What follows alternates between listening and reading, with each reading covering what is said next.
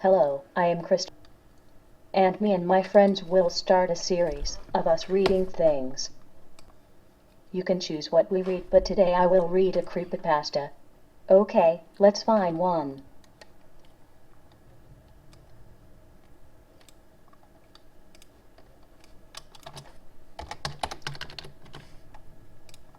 Hmm.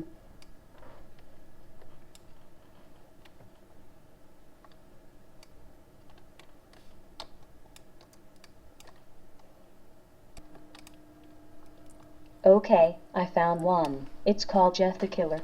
Let's read. Excerpt from a local newspaper. Ominous unknown killer is still at large. After weeks of unexplained murders, the ominous unknown killer is still on the rise. After little evidence has been found, a young boy states that he survived one of the killer's attacks and bravely tells his story. "I had a bad dream and I woke up in the middle of the night," says the boy. "I saw that for some reason the window was open, even though I remember it being closed before I went to bed. I got up and shut it once more. Afterwards, I simply crawled under my covers and tried to get back to sleep. That's when I had a strange feeling, like someone was watching me. I looked up and nearly jumped out of my bed. There, in the little ray of light, illuminating from between my curtains, were a pair of two eyes. These weren't regular eyes, they were dark, ominous eyes. They were bordered in black, and just plain out terrified me. That's when I saw his mouth. A long, horrendous smile that made every hair on my body stand up. The figure stood there, watching me. Finally, after what seemed like forever, he said it.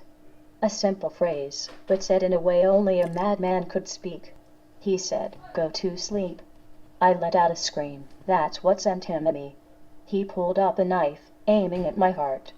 He jumped on top of my bed. I fought him back, I kicked, I punched, I rolled around, trying to knock him off me. That's when my dad busted in. The man threw the knife. It went into my dad's shoulder. The man probably would have finished him off if one of the neighbors hadn't alerted the police. They drove into the parking lot and ran towards the door. The man turned and ran down the hallway. I heard a smash, like glass breaking. As I came out of my room, I saw the window that was pointing towards the back of my house was broken. I looked out it to see him vanish into the distance. I can tell you one thing, I will never forget that face. Those cold, evil eyes, and that psychotic smile. They will never leave my head. Police are still on the look for this man. If you see anyone that fits the description in this story, please contact your local police department. Jeff and his family had just moved into a new neighborhood. His dad had gotten a promotion at work, and they thought it would be best to live in one of those fancy neighborhoods. Jeff and his brother Lou couldn't complain though. A new, better house, what was not to love? As they were getting unpacked, one of their neighbors came by. "Hello," she said. "I'm Barbara. I live across the street from you." "Well, I just wanted to introduce myself and to introduce my son." She turns around and calls her son over. "Billy, these are our new neighbors." Billy said, "Hi," and ran back to play in his yard. "Well," said Jeff's mom, "I'm Margaret, and this is my husband Peter, and my two sons, Jeff and Lou." They each introduced themselves, and then Barbara invited them to her son's birthday. Jeff and his brother were about to object when their mother said that they would love to. When Jeff and his family are done packing, Jeff went up to his mom. "Mom, why would you invite us to some kid's party?"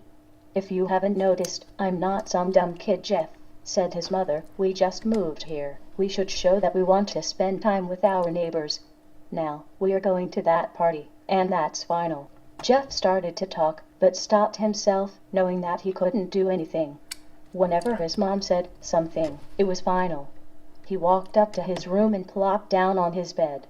He sat there looking at his ceiling when suddenly he got a weird feeling. Not so much a pain, but a weird feeling.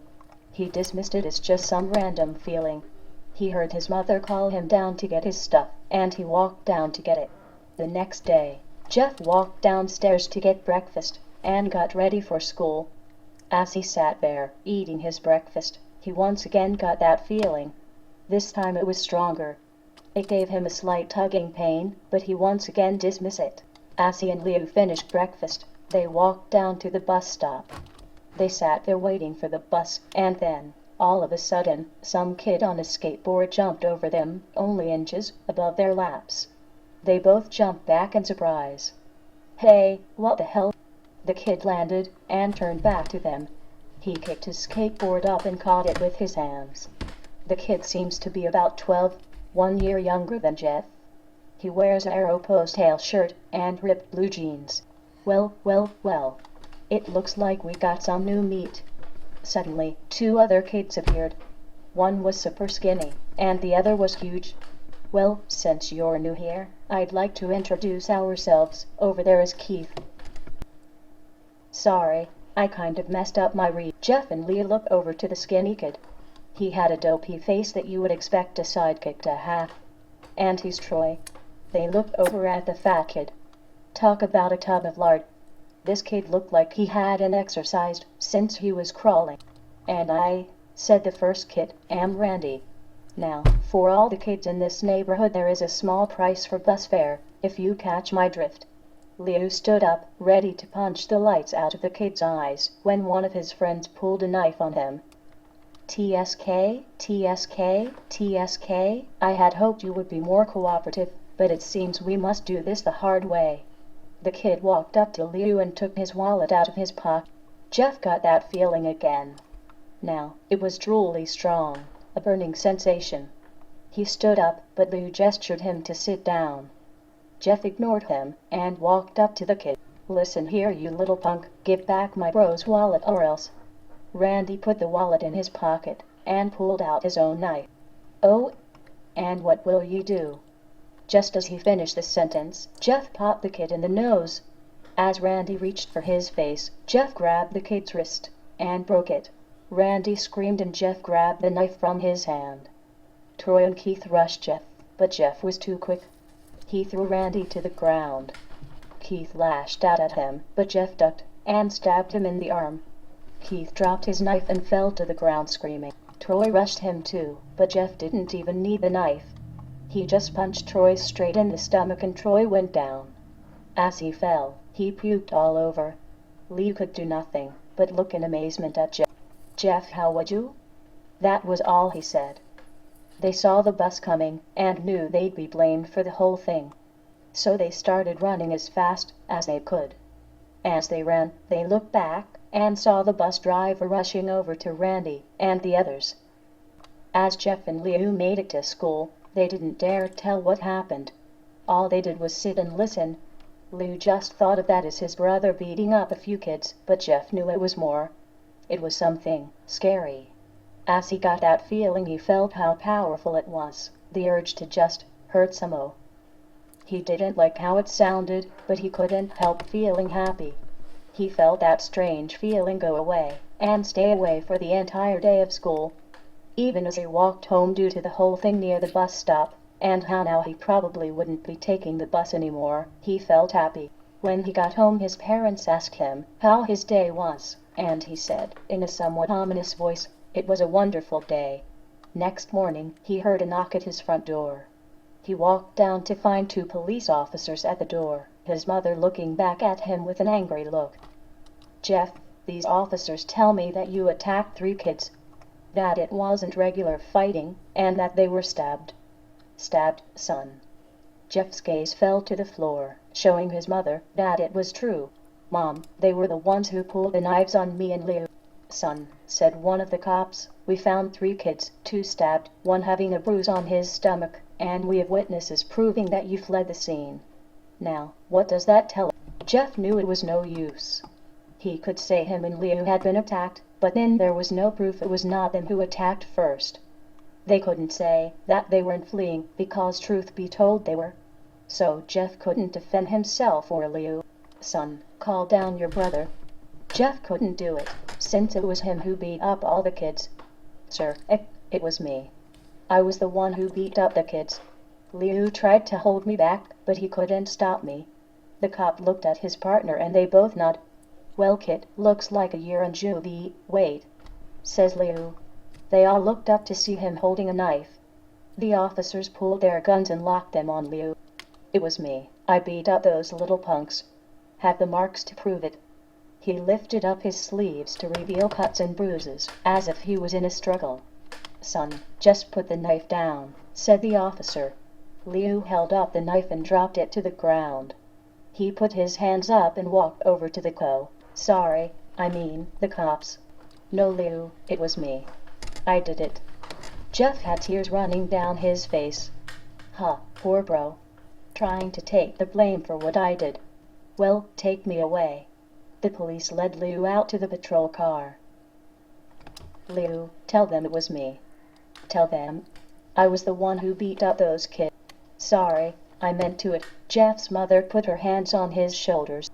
Jeff, please, you don't have to lie. We know it's Liu, you can stop. Jeff watched helplessly as the cop car speeds off with Liu inside. A few minutes later, Jeff's dad pulled into the driveway, seeing Jeff's face and knowing something was wrong. Son, what is it? Jeff couldn't answer. His vocal cords were strained from crying. Instead, Jeff's mother walked his father inside to break the bad news to him as Jeff wept in the driveway. After an hour or so, Jeff walked back into the house, seeing that his parents were both shocked, sad, and disappointed. He couldn't look at them.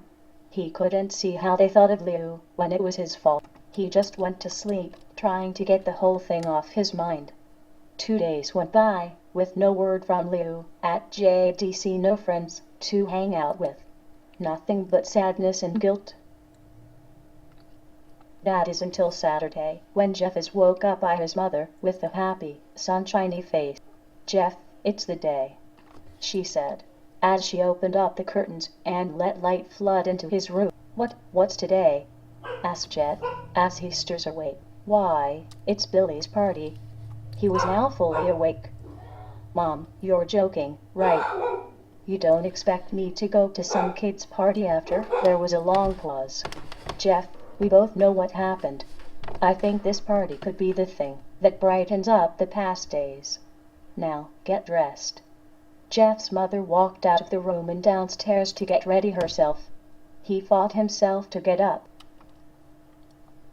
That's all today. I'll finish tomorrow. Bye.